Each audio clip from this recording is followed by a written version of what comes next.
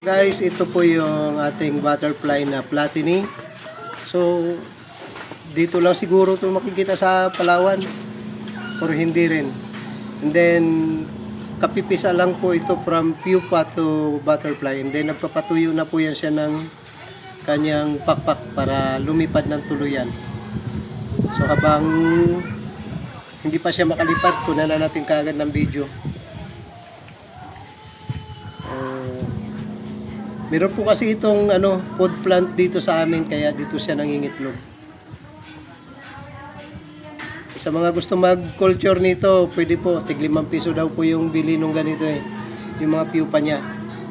5 piso isa? Dati pa. Dati pa, mga panahon pa na 19. Ngayon siguro mga 20 na rin. Diba? Diba? Latin yung butterfly. Kulay dilaw yung kanyang katawan at saka ilalim ng pakpak. Then may kulay pula. Ito na may itsura niya sa likod.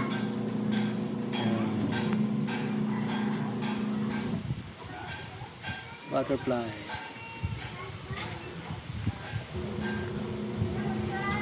Ganyan po, nagpapatuyo lang po siya ng ng kanyang pakpak. Then lilipad na po yan. Antayin lang natin pagka lumipad na. Go, go, go!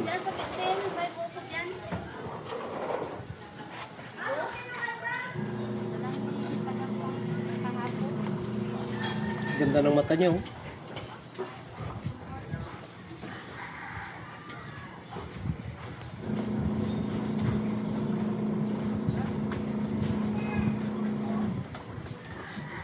Meron pa itong ibang mga pupa dyan?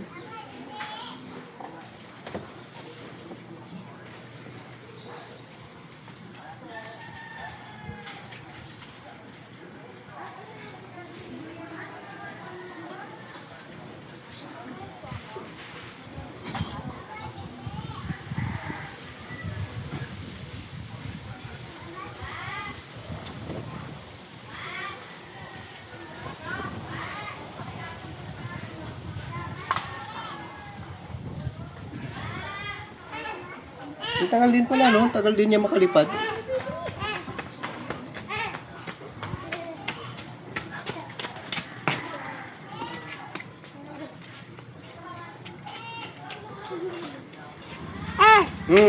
Ano?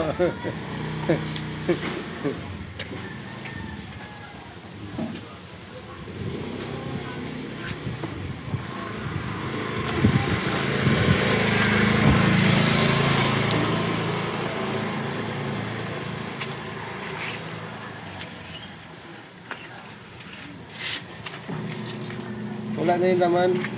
Wala na. Wala na. Wala na. Wala. Wala na laman. Ubus na. Ubus na di daddy.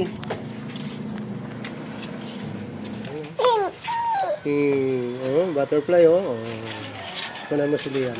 Kunti lang. Ang dami yan. Bawal man yan.